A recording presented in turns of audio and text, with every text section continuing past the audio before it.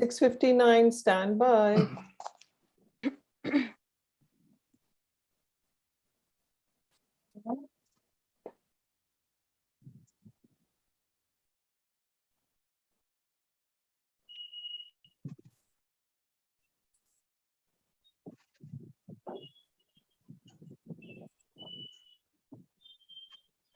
Hello, are you there? Yes, Bharat. Hello? Yeah, okay. Anuj, how many videos are there in week 1? A total of 27. This one has 27. 27. Okay. Yes. Good to have that number in mind in Yeah, case I end up including it somewhere. that's okay. Okay. okay. It's We 7 are o'clock. live. I am checking. Okay. 1 second, I'll send you the link.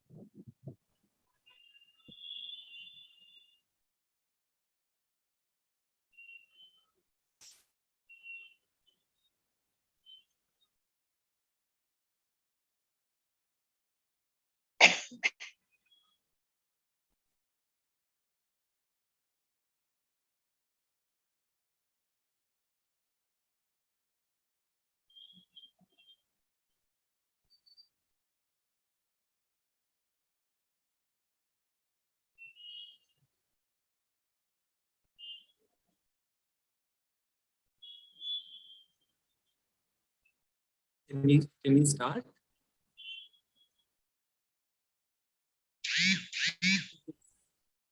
We can start, right? Okay. So, good evening, everyone. I'm so glad that we are 1 week down the Vaika Festival, Vaika 2 Festival online. My name is Anuj Daga. I'm one of the co-curators along with Chandita Mukherjee and Bharti Kapadia. And Vaika 2 online festival started originally in 2019, as you will all know. And it got truncated due to the pandemic, which was revived this time as in an online avatar. This week, in this edition, the festival is designed as a month-long festival where each week we have a set of videos that will be available for everyone to view online, and then we have a concluding panel discussion. And this is our first concluding panel discussion, and similarly, we will have a concluding discussion every Saturday at this time.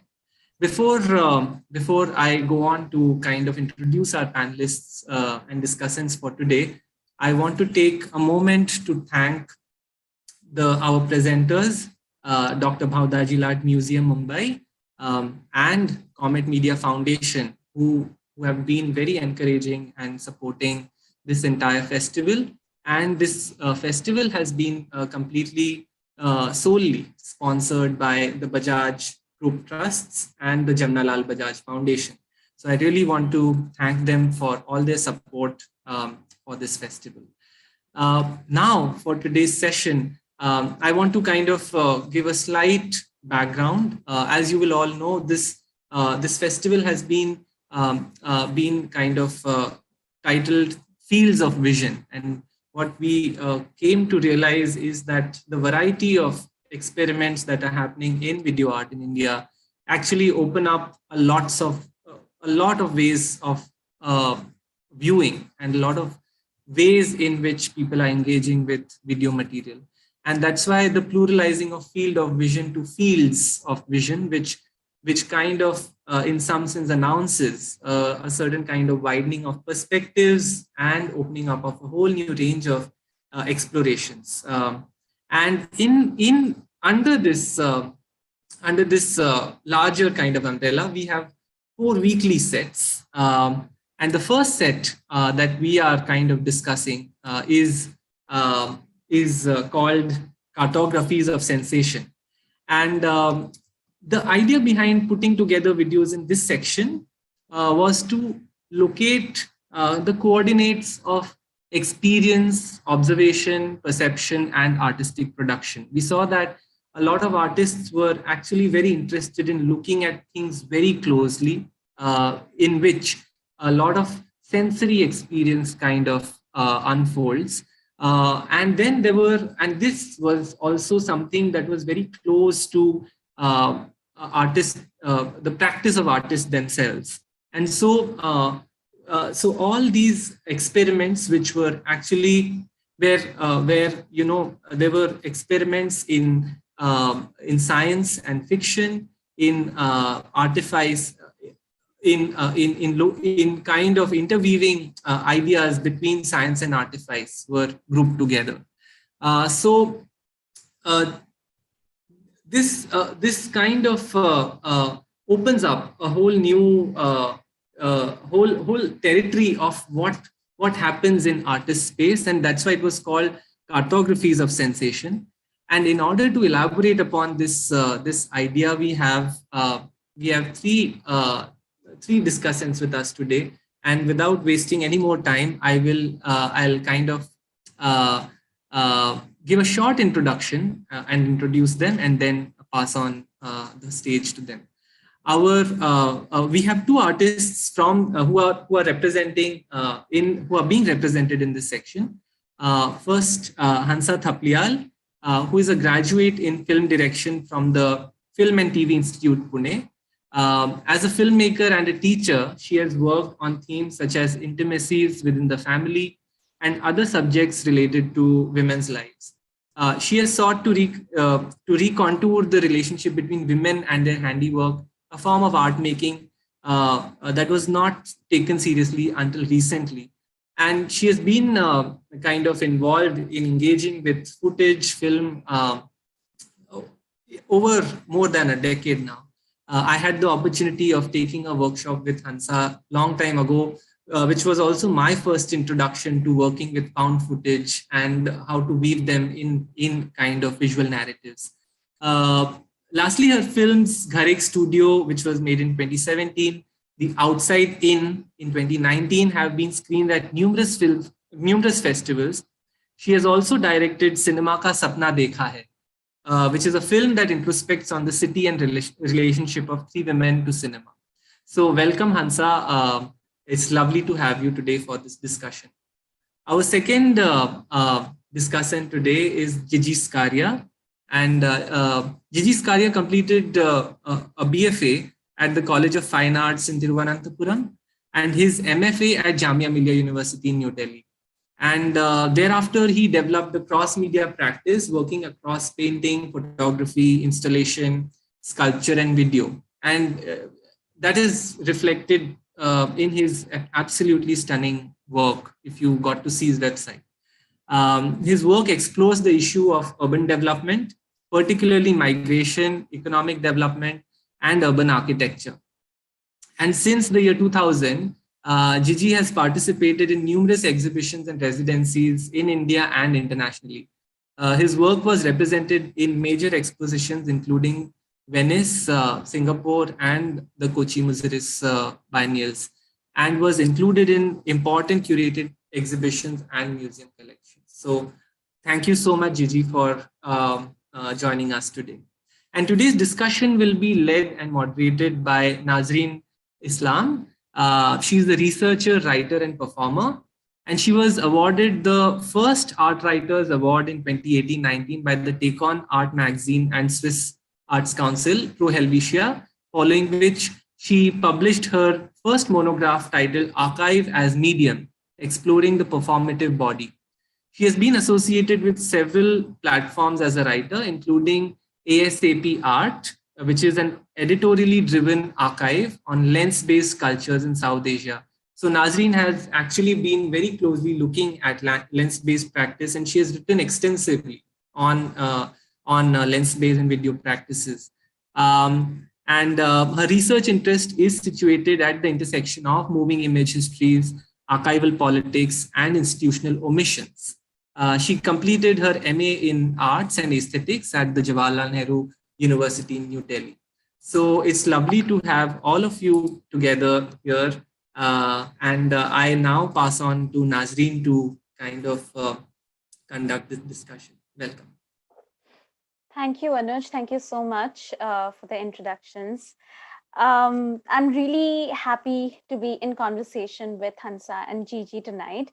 I have seen your work along with all the other works that are up on week 1 of the Vaika Festival, and they were such a pleasure to watch. I took my time to slowly watch them, like space my schedule out and watch them through the past week, and it's been a great pleasure, honestly. So I will just briefly talk about video art maybe, and then I can get into a conversation with Hansa and Gigi.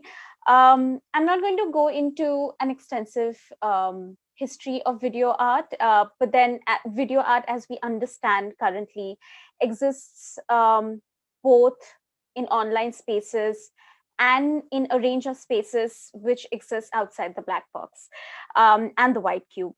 And it's a form of expanded cinema. And currently the way artists have been experimenting with video art, it has also become a haptic mode of interaction. Video art is something that refuses and rejects the coordinates of space and time as we conventionally understand it, or as it is explored in mainstream cinema.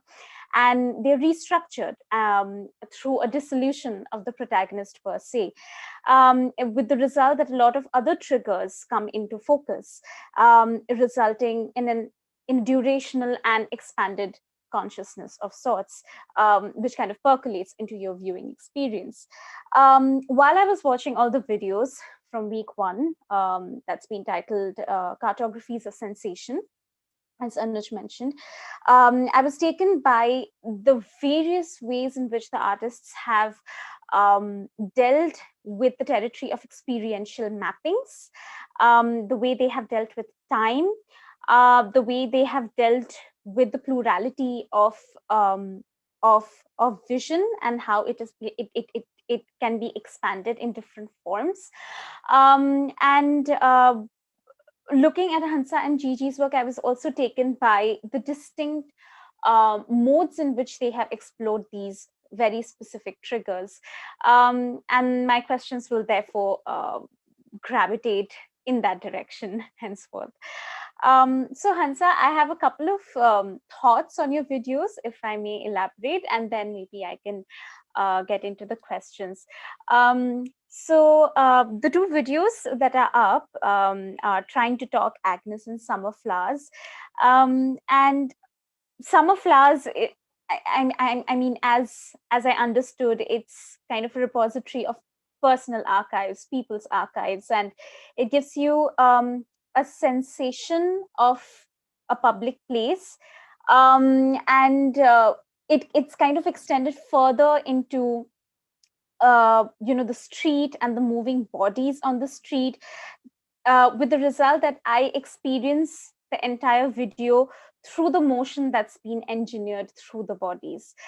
And this attention to bodies or space is dealt so differently with in the other film, Trying to Talk Agnes, whereas Summer Flowers was situated in the exteriors. Trying to Talk Agnes looks at the exterior from the interior. So it's one person's gaze on a lot of things that she observes or they observe in the exteriors. So there's a clear indoor-outdoor binary that works, but there's also a sense of flannery, which I found really interesting. And specifically your use of the spectacles in the very end as an intimate lens, which kind of establishes all the visual aspects in the video as microsites of intimacy, and of course the sing-song voice as a sonic suture was also an interesting use. So I was just wondering if you could talk a little bit about these videos and how you made them, a little about your process, if there were any referential impulses for these videos, or any exercises that these videos might have emerged out of, and also primarily the apparatus of the camera that you used in the videos, which enabled the making of the videos. So if you could just elaborate on the process. Sure. I was listening to, it's lovely to hear someone else talk about these videos, because they've really been like small private possessions, you know, like the kind of thing you might keep in your locker, in your Godrej kind of a thing. So it feels like, acha, ye bahar nikle hain, there's someone else looking at them and thinking about them. And that was really beautifully expressed. I was listening to your description of video art in the beginning, and I must say that perhaps I certainly don't come from a very sort of a radical desire to transform the coordinates, or at least I never saw it as, but to the extent that my training was towards narrative film, which was also a very capital heavy medium. So for me, the interest in video also came, I mean, I graduated around 1998, and the possibility of having your own camera, which actually, the second piece is when I finally managed to buy my own camera, which is like 10 years later. But so it was a PD170, and a friend had put a wide lens, and I think perhaps what I see, if I see the two videos together, is certainly my own aging, even in the way you describe the outside and the inside. So that was at a flyover, and the feeling, I was living in Bombay, that you have that there are so many people, I mean, because you'd often be in traffic in Bombay, who are just next to each other. Like, you're so intimate, actually, at traffic junctions. You're almost cheek to cheek, not a very, and that is what I wanted to work out of, because that is where I would stare often. I think what stays with me, which is different from what I see and really enjoy in some of the other works that I've seen, is that for me, the space we inhabit in our life, like literally the space, is a very important part of, and that's probably what I've carried over from my training in film. But it's like a more fragmented way of breaking the spaces that I have tried, and looking for an inner narrative through that. I would say that perhaps the second video is a little more haptic, because I think I started getting more interested in material by the time I arrived at that. The first video, there was a kind of restlessness perhaps with the big image, and I wanted a smaller register. I wanted to see if, since I also wrote, whether those had any space in this medium. Because it seemed to me that the autonomy of the image, which is of course something to seek and is a fairly beautiful thing, but it becomes sometimes very oppressively sort of pushed. So I think some of that was trying to work with words and see whether they slid off the images, whether they stayed with the images. And I think in the second video, what I enjoyed was, I think by then, I think something that I had learned was that really it wasn't the word, but the voice. And that singing for me, yeah, I had imagined that I would record my mum. In my head, I had this slightly superior idea that I wanted someone singing with, an Indian accent. And it was a pretty shock for me to realize, yeah, that's me. That's my voice that sings in an Indian accent. Like, it's a way you suddenly realize that that's how sometimes you look at people around you, not realizing that you are that yourself. So, yeah, so I think from words, I think I moved to voice and to material. I started getting it because also film seemed like such a distant medium. At times it seemed like almost like a glass, like you're looking through glass at something, which you literally were when you looked through your camera. So how to make it a little more tactile is something, I think this was somewhere around, in that process that second video was made. So I don't know. And the rest, yes, I mean, I have been interested in archiving of personal memory. I can't say that I very consciously took up things that were to do with women. I think I just picked up things that I felt I was curious about and that I felt familiar, but not, that I wanted to press my knowledge of, like I wanted to press closer with. So yeah, that's how these works are. That I don't know if I somewhat answered your question. You did. I have just one sub question, which is that you mentioned during our preliminary conversation over the phone that you were inspired by Agnes Varda's Diary of a Pregnant Woman. So if you could talk a little bit about how you were inspired by that and what from your viewing experience percolated into your own work. Sure. I mean, I also teach from time to time, and it's a beautiful short film. It's on YouTube if anyone wants to see it, called Diary of a Pregnant Woman.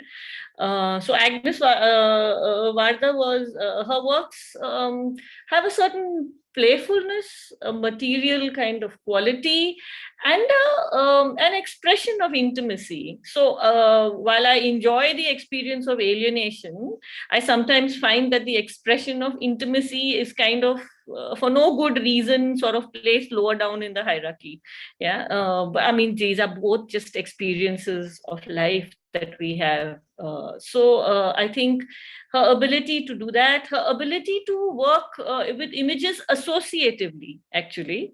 So she had, and I sort of pushed an exercise at the students, asking them to pick up an object that they felt they connected with and to try. And I had just bought myself a camera finally. Yeah, it took me some doing. So this was my first attempt at picking up the camera, and I thought, while they're doing it in class, why don't I try to do it alongside? And sort of keeping the intimate in place, not imagining, how shall I say, being fairly personal, but I think in both, I have tried to see that when you speak very personally, can it speak further, or does it just get restricted to, me looking at like what is called navel gazing? So, I mean, I think that was partly the desire, and that was her ability to use images associatively. So she has the pregnant stomach, and then she has a pumpkin which gets cut in the market, and the seeds. It's a fabulous image.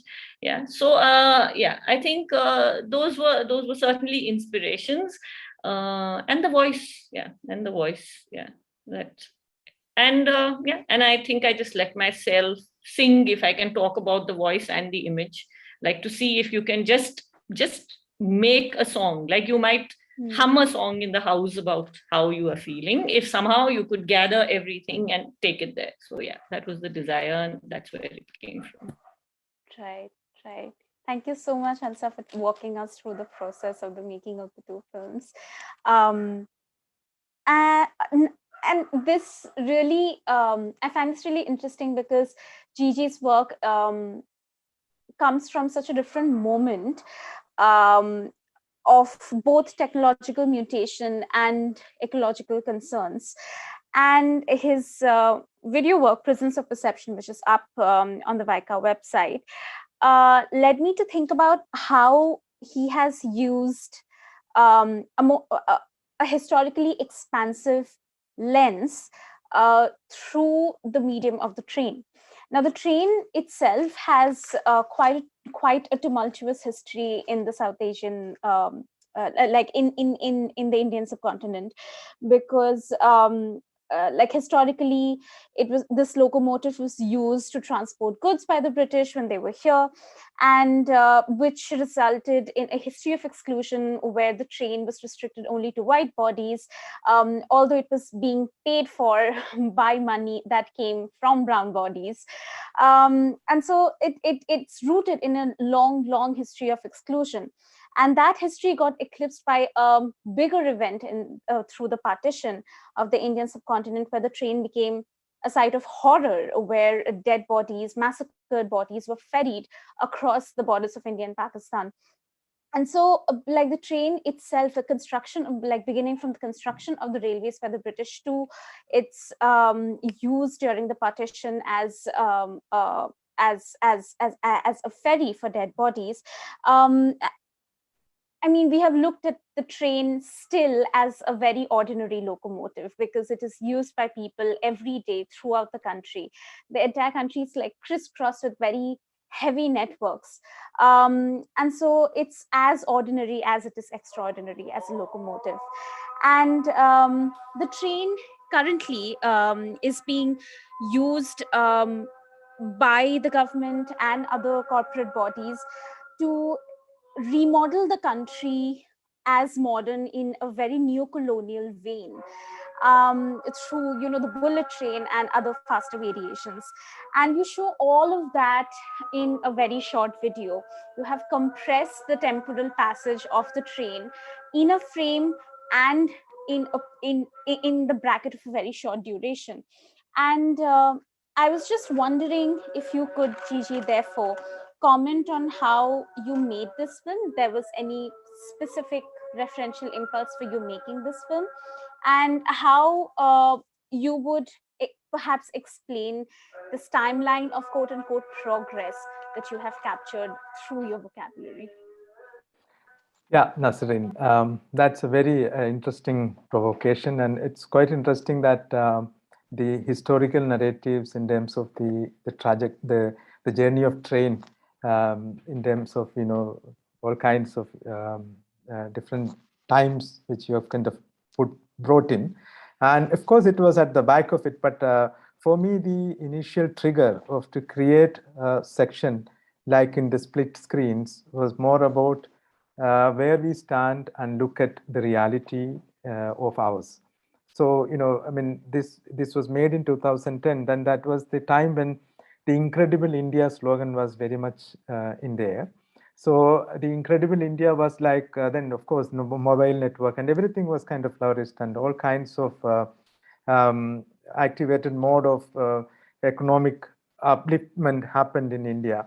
So then at the same time, what we look at train still, or even now, there isn't much of the reflection happening in the train journey ever, even though we have had so many malls came in, so many kinds of, our life have shifted from one place to another during this 15-20 years time, not even recognizing the pattern or the situation we had earlier.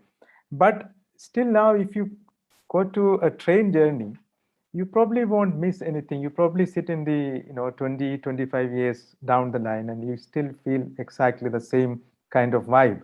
Not maybe all the trains, but still, I think the making of it and the feel of it and the smell of it, as nothing has actually drastically changed, even though India has changed a lot. So that's one point. But at the same time, when you see that, when the moment you say that you are actually shifted and kind of taken off from this particular area of the so-called developing nation to some other kind of nation building system. But I mean, how many of us are feeling it? That was the initial premise in which, this division of time came into existence. Then with that, if you see the prisms of perception, and you probably situated in thousands of Indias at the same time, and from wherever you are looking at it, you probably have a very different lens attached to what you're seeing.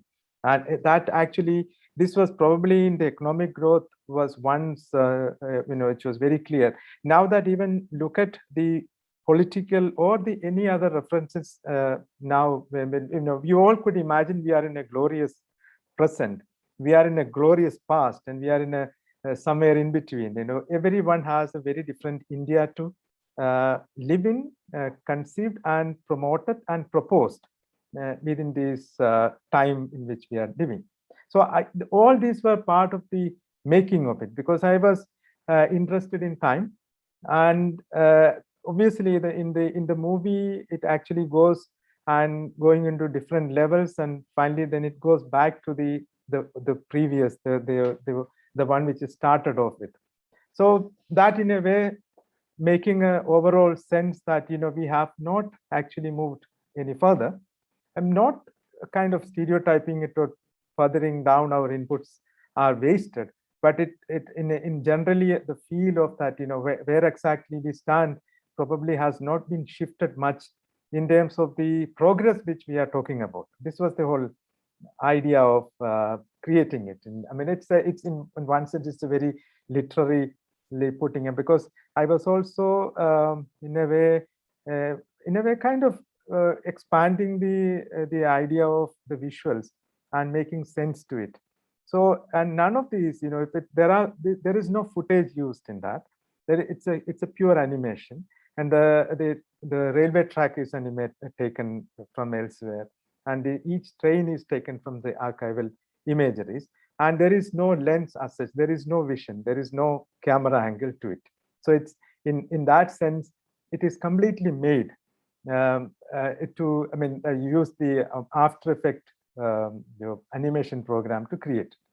I mean, I haven't used it by myself, but I was sitting with the person who could edit it for me.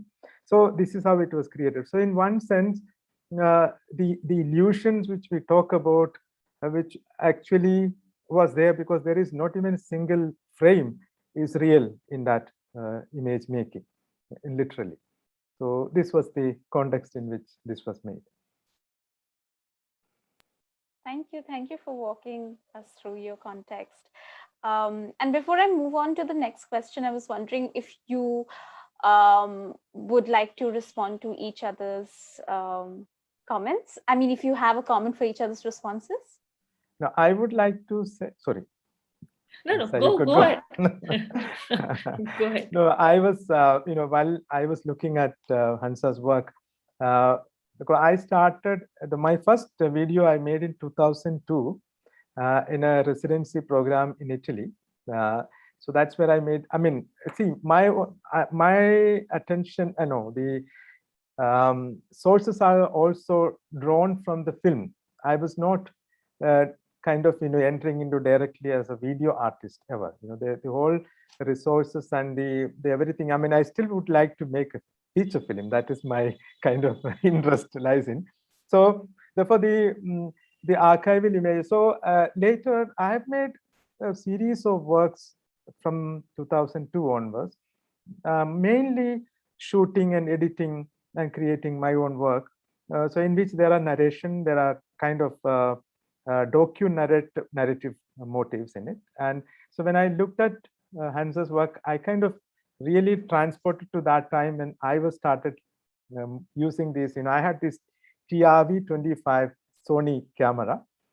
This is what I use. It's a kind of home movie kind of camera, which was slightly better than the PDF with that one.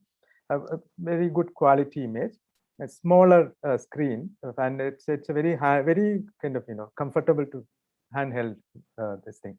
So I've used it for a very long time, and I still have the camera with me. So even though I don't use it, but it's an interesting specimen to keep.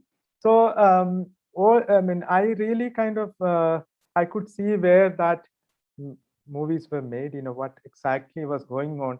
Filmmakers' mind, I could see while I was looking at it. This is what I just wanted to refer to. That's work. nice. Yeah. And I actually enjoyed is the word to use. Actually, what I felt when I was watching Gigi's and some of the other video artists, that I found myself not reading what was written, and in that sense, the images seemed autonomous, and it was a thrill. Actually, it was a thrill because you knew that your thoughts were moving, but you didn't want to pin down your thought. You just watched the train. It's not that I didn't want to know that this is about. But I knew that my mind was processing it into some about as I was watching. So yeah, it was a thrill actually. The crafts, like the craftsmanship of it, and I mean, I laughed actually when I saw it. It was like a thrill like that, because especially when it shifts to the second register, I found myself laughing. So it was mazedar. How can I say? Yeah. Thank you. That was great to hear. It was great to hear your responses to each other's works, because all the works that are up for week one, they're so, I mean, of course, they all come under the rubric of cartographies of sensation. There's a range of experiential mappings in place, but they all deal with sensation, tactility in such different ways and through very personal sets of lenses. So it was interesting to hear your responses to each other's works. I have a question which applies to both of you, because your form and content are so distinct from each other, but they also come from having experimented with video art in some capacity in different points of time, but they all, but you know, they do fall in the same category of digital art. So I was just wondering, you know, if you could comment a little bit on form, and how you have used video art in how it has in how it recalibrates the thinking around certain parameters.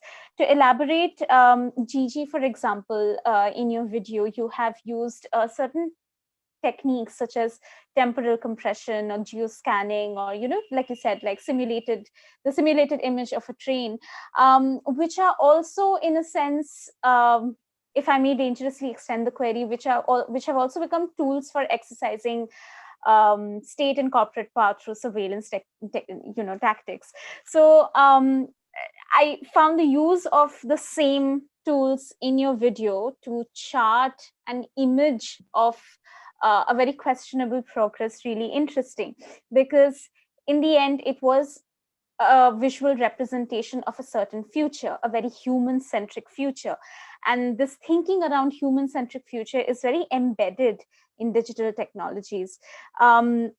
And therefore, in contradistinction to Hansa's work, I found it really interesting in how it dealt with the contradictions accumulated by history, because Hansa deals with very human histories, surface histories, which also run very deep. Like, you see the surface, but you know there's depth to it as well. And so, you know, the migration of these images, intimate and not, to the online space has resulted in a new digital vernacular altogether. And I was just wondering if you could therefore comment on the form that you have used, and in retrospect, perhaps how you think this form kind of reads in this pandemic or post-pandemic situation of curation, in which the same images may be received or perceived in a very different way by the viewing eye. Who is going to start first? Yeah. Any one of you, whoever's comfortable. I mean, it's a very complex, layering of question. When I'm just trying to grapple it. So the motives which are used in order to, because I don't think it will be very correct to say talking about one particular work of mine, because I have actually used so many different trajectories, making different kinds of videos. So, for example, the one or two works I have used. I mean, I'm in a way trying to say about how this technology actually have shifted since from when we were using a lot of analog mode of operations. For example, so we had this CD drive, and we were making a lot of CDs at one point in order to, after editing all this work. And so one work I used multiple screen, which actually can only be put together in order to make with the same timeline, because I'm just using 3 screen and it all running through one particular content, in which I have used 3 DVD players and inserted the disc at the same time using one remote, so that 3 of them started playing together. And the content is like, 2 screens will have 2 people sitting and they are talking about something which is happening in the center screen. So something of this sort was very differently conceived in maybe in 2005-6 time. So this I made in 2006, where, and after a point in 45 minutes of this complete in loop it runs, and it actually get lag. Then you don't get to sit that same time frame up again, because it get lagged after a point. So then this has actually been rectified when another technology comes in, where you could actually, you don't have to actually, you can actually split the device and create the content so that you don't have to use all this. So CD obviously disappeared from the scene after that time. So in one sense, when we imagine or when you kind of envision something, and the technological aspects are very much inbuilt in your thinking, otherwise you won't be able to get that, where you are trying to lead this into. So that's one point, because that is very specific, and in this particular way you have to shoot and edit, then only that particular thing can be achieved. For example, in one video I used like this. This is a very common thing now, looking at the Zoom where everyone is sitting. This was 15 years ago. It was very constrained understanding, because you get a lot of lag. And I made 16 people sitting in one frame, where I had to create 16 timeline, which had to be edited separately and put together, heavy load of file, which actually take a long time to, even the rendering process would take, sometimes if something went wrong, you have to again start the rendering of 24 hours or whatever, once the movie is completed. So I don't know whether these technical details would actually, a few people would understand it. So the making of it in terms of the technical aspects in mind, it was always a tough task. Now that I think the present scenario is quite different. Now that you probably have so many other varieties of, now that the things are in abundance, that you have to choose your own trajectory to make use of any of your how you wanted to perceive your work, because earlier the tools were very limited and you had to actually think more in order to tune it. Now that you really have variety of items in front of you in order to create any of the imaginary structures you have in your mind. So choosing the correct one is now again another troubled activity. I'm just saying it in a very general sense, but this in fact get a lot into our conception and making any of these. And for example, these TikTok videos and anything which one thing I observed, and I kind of really appreciate the way these vertical frames are framed. You actually don't shift, or you don't make many cuts in it. Probably many events are happening simultaneously in front of you, and it actually forms a perfect narration without any, it's at very ease. So if you create many angles and shots and editing and putting it together to make a film, that process is very different, and youngsters are adopting a different kind of trajectory to place themselves in, so that the looking viewpoint are very, very different.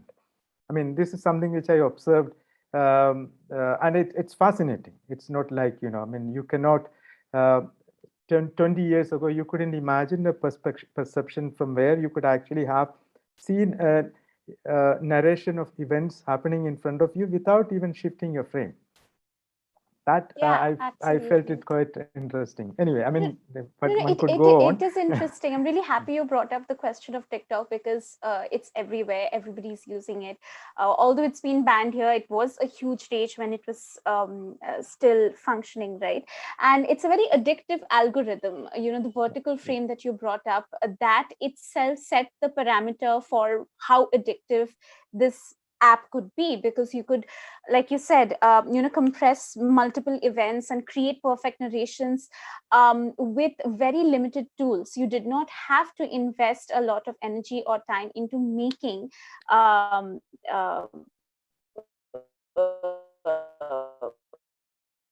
videos that spoke to a lot of people. You have easy reach app, our routine textures, the way we perceive certain things, the way we start looking at things around us and see potential for stories. So definitely it has been instrumental. This app has been instrumental in changing the way we perceive daily textures, I guess. But yeah, Hansa, do you have any thoughts? Yeah.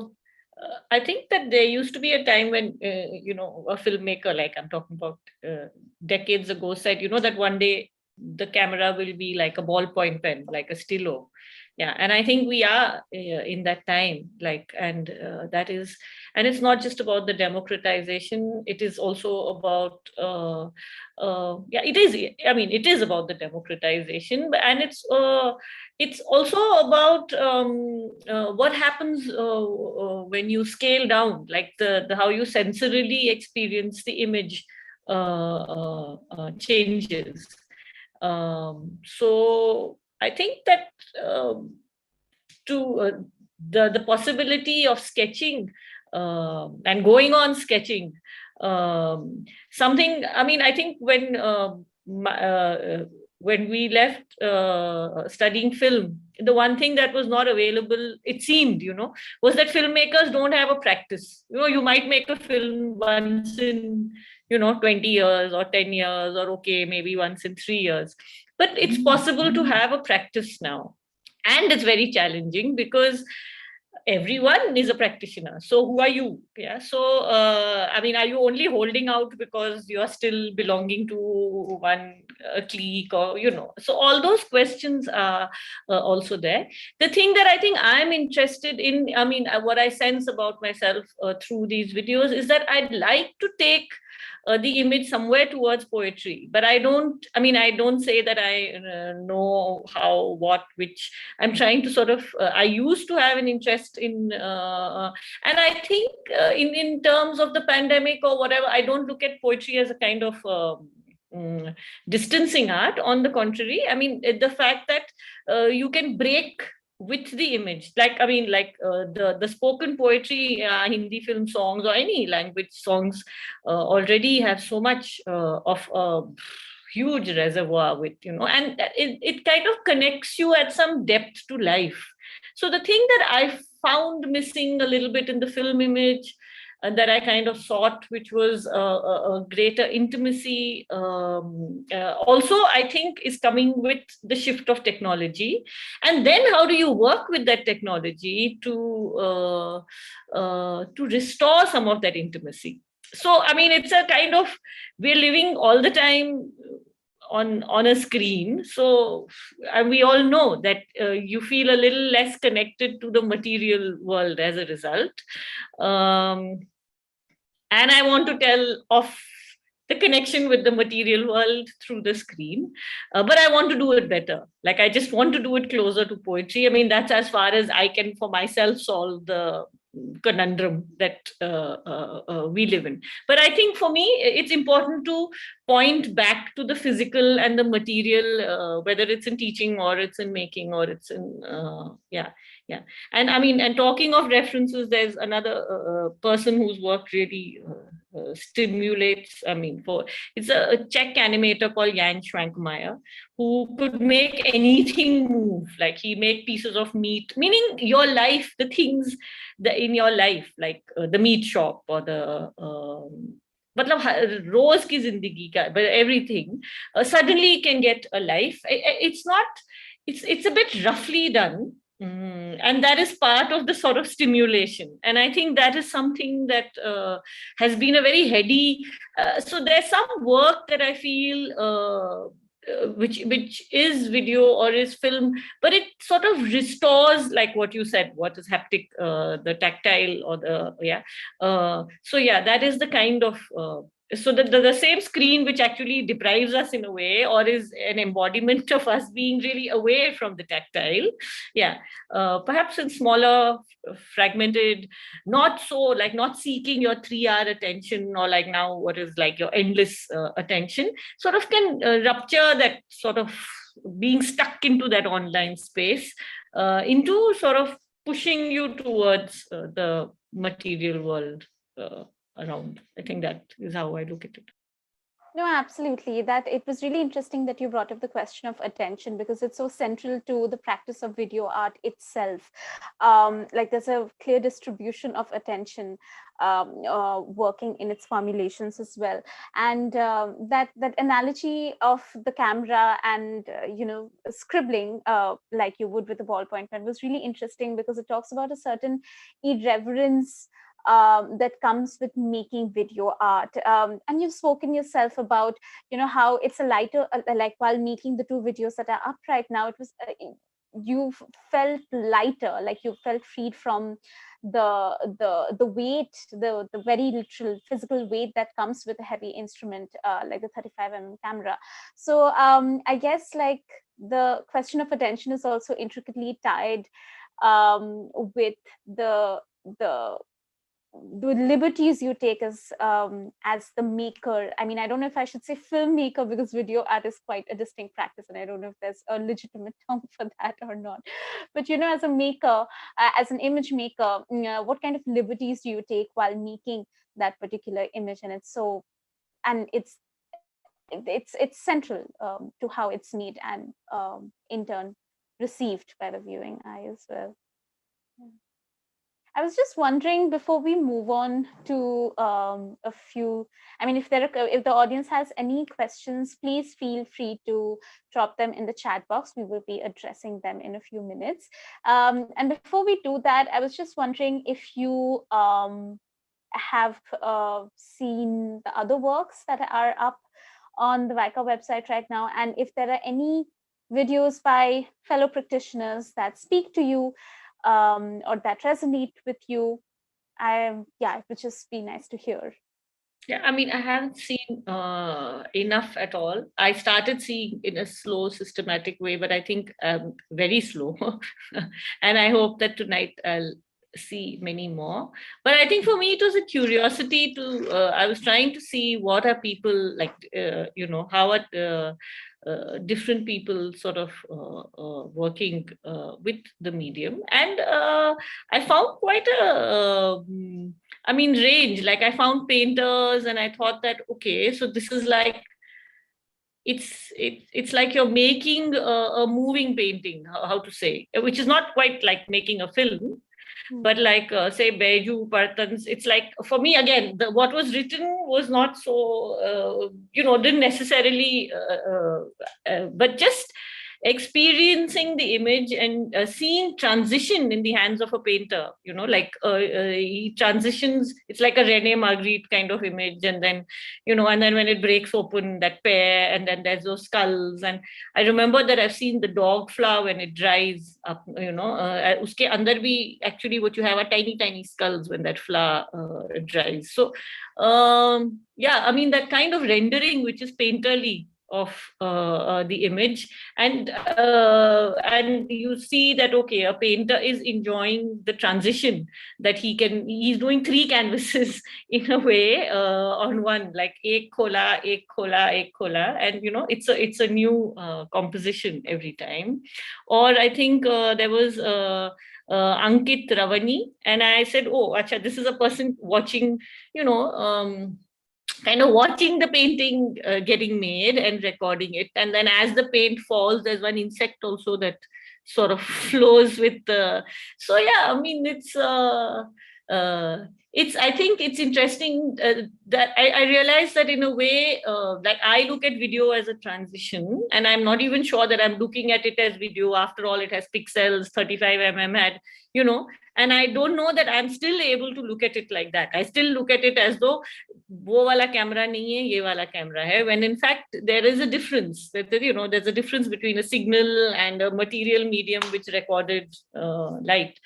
But what is interesting for me is to see that everyone is actually coming into video from somewhere. It's not as though perhaps like this TikTok generation is a video, like it's like the initial literacy itself is through video. But in the artists here, it's like someone's coming from painting, someone like Abhishek Hazra, I was laughing again at that video, is coming through performance.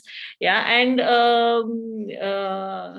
Yeah, and here is a medium, and you're trying to see iske saath, like where does what I have been doing and I am interested in, where does that go with this? And there's a kind of collaging with Manjot Kaur, a kind, or like so each person. I think. I mean, I'm afraid I'm just going alphabetically because that's how I was watching. I had no other index of watching. I was just going dire, dire, dire, dire.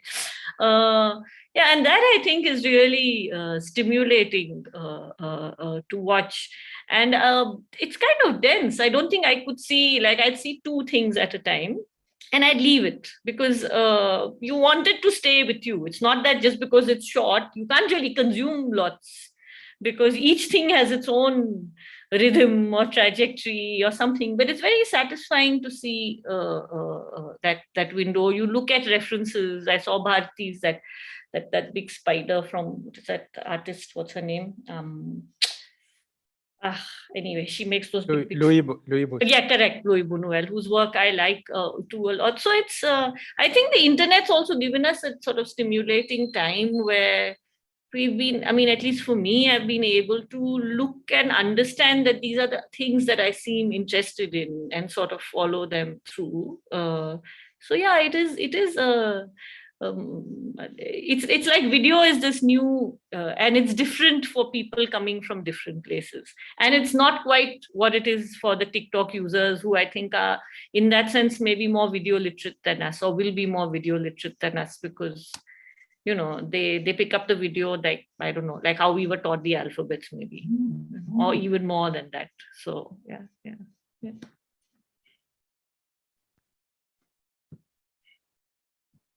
Gigi, do you have any thoughts? Yes, yeah. So yeah, I mean, I was kind of all that what Hansa said, and I just thought, I mean, I haven't also had a chance to completely seen the whole thing, but I was kind of looking at especially Abhishek Hassa and Mol Patel, and also Neha Chosky, all these, because I felt the interest in them. It's more about they are extending their performance. So the video art also has a very strong performative element and quality, and then it actually played out differently in different times. So when you look at the historical part in which many of the performance art has actually been documented and become appropriated and created as a video work later, or kind of the documents itself has become the video in a later stage, or there itself.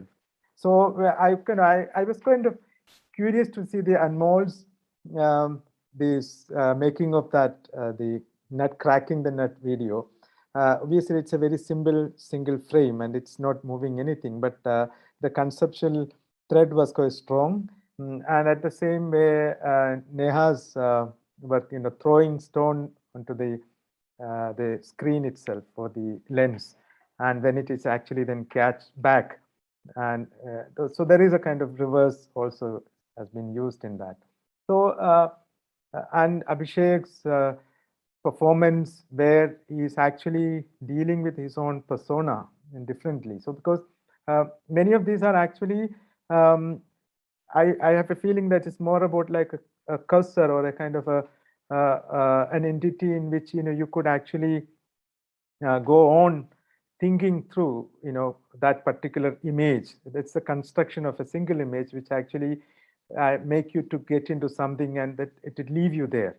So this is one very interesting trajectory which probably comes along with the conceptual line of thought, you are actually not bewildered or mesmerized by the quality or the beauty of the image, but yeah, actually that action of one particular sense will take you to somewhere else, probably leave you there, and that probably a thinking mode of a different sort will be active, and that this kind of trigger is very interesting for me to look into, even though maybe my aesthetic probably will be very different, but then I kind of connect with what exactly the medium could actually, how it can be used and in a very far reaching consequences it has, because it's in all these what an action committed or an image which actually been placed out has a certain potential to stand by its own.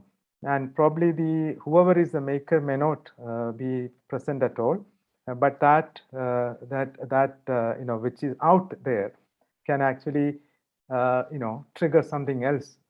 I mean, this is a potential element which video, not only video, the visual art has. And I mean, when Hansa was talking about poem, this is precisely the point where she was kind of initiating a poetic language, which I mean that obviously the video or the film as one thing, ever since it started moving, image started moving, some sort of a movement attached to comes along with the poetic reference to it. It is very automatic, and it's not that still image has no poetry, but I'm saying that it actually, there is a movement to it the moment something moving in front of you, even though the frame is static. So I think all these are in a way collide in the way we understand a specific visual and how we actually travel with a visual. And this is what I felt, that this is the interesting kind of set of provocations put together, so that you are also not just flipping through it, you are actually taking a time to consume it, and also it can be heavy loaded at times once you start processing it. But that processing is probably an interesting way of understanding or teaching ourselves how we actually perceive certain elements in our own life and perception. Yeah, if I can, sorry, can I add? Yeah. I was thinking that there's a kind of capacity to exasperate, which is sometimes hugely enjoyed by the artist. Yeah.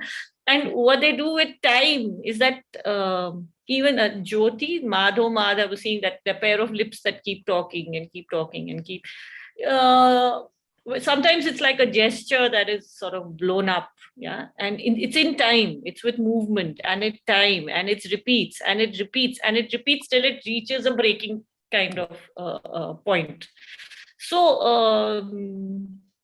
I mean, some of them kind of reconfigure our experience of time for sure. Yeah. And it's an exasperating experience. So it's almost like, if there are so many rasas, then exasperation could be like one rasa of this form, which is quite practiced. Yeah. It's deliberate, right? That you're just sort of you're provoking. And it's also the way we conceive time has actually been changing a lot. And now that most of these commercial cinemas which we see, we actually dictate with the next cut when it should be. Otherwise, we are always kind of why this is so slow. This kind of we are kind of conditioned to a specific speed. Especially if you watch Netflix, that has the whole content is in a way consumed and given, and it is tested and proven that no one could leave that. This is a kind of parameter is set in order to make any of that. So I mean, it could all be a one film, or one series, because everything is there put in a specific proportions. So that in that sense, if there were also techniques or non-techniques where you put a camera in front of somewhere and you just leave it, and there is a time which takes place by its own, and whether you want it or not, it's up to you. And if you have to slow down, you cannot kind of detach your mobile phone from your hand, so I mean, we are conditioned, and we are in a very different zone altogether. So I think sometimes it's also artists' responsibility or a possibility for artists to deal with how to break this understanding of the flux of time conception, and how that actually can be interrupted or abruptly kind of fixed in one position and pause it for a moment. I mean, there is a deliberate attempt which takes place in order to make any of these normal course of events which happens in front. So that could be one way of artistic interventions can take place, because it's not always that you have to keep up with the rhythm and the speed. Absolutely, yeah. There's so many altered visualities that are kind of coming into place. And like you said, some of them are very deliberate interventions.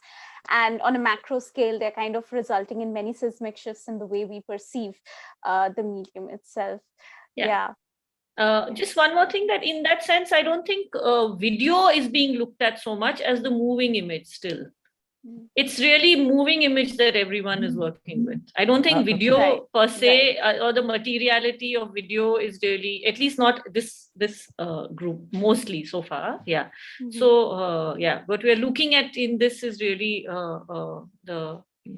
some kind of The moving image, and like, do you mean the video art as kind of an offshoot? No, I'm saying video is a kind of, it's a particular medium. It is a signal. It is pixels. It is, which is getting, but actually what we are playing with are like, what seem to be is like, yes, that a moving image and all these recording image, film or video are working with space and time. And this bunch of artists, at least, it seems to me, is really basically working with space and time, like not with video as a material as such.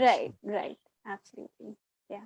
I hate to intervene. It's a lovely conversation, and I'm frantically making notes, but I just have to ring the bell.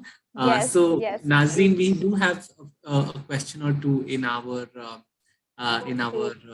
chat. So. I'm actually logged through my phone, Anuj, so it would be great if you could read out the question from the chat. Sure, otherwise I'll get disabled. Yeah.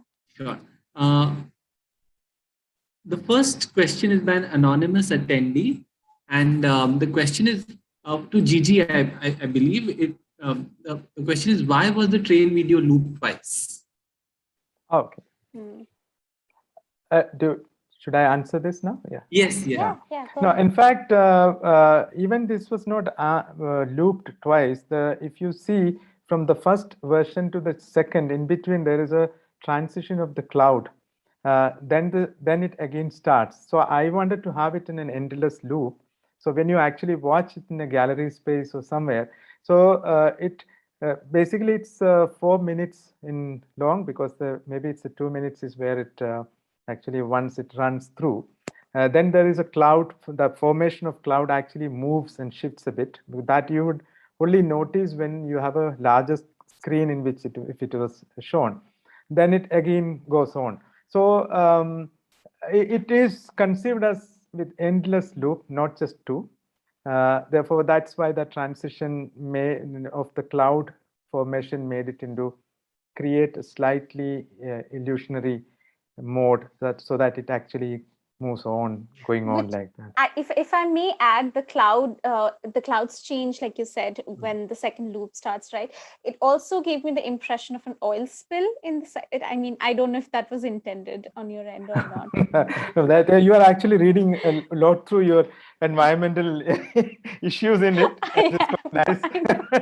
Even though I was indifferent, but it's nice to hear that. Sorry, Anuj, you're on mute. Sorry. There's one more comment by Inder Salim, which he has put on the chat panel. So I can just read it out from there. Nice listening to you all, though missed the beginning.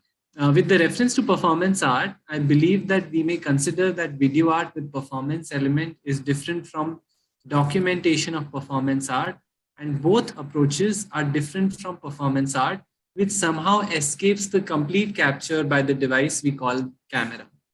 The absorption of the density and warmth of the act by the audience in that moment of time would back in their own style and manner, which adds besides what the camera is doing. I would love to hear more from you. So if any of you have comments.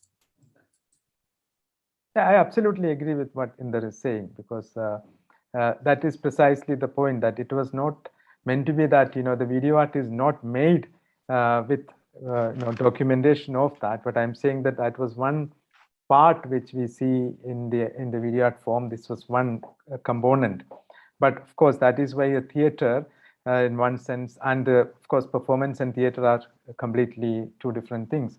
So you actually would not be able to capture it in any framework in which you could actually experience and something which is happening. And also I think the performance has a much more complex trajectory when a performer operates, and that is very, very different than the way we actually imagine or think about a performance, because we always think we extend performance to a performing body, but then there are complexities and changes which take place depending upon where and what intention behind the performance, the act of it.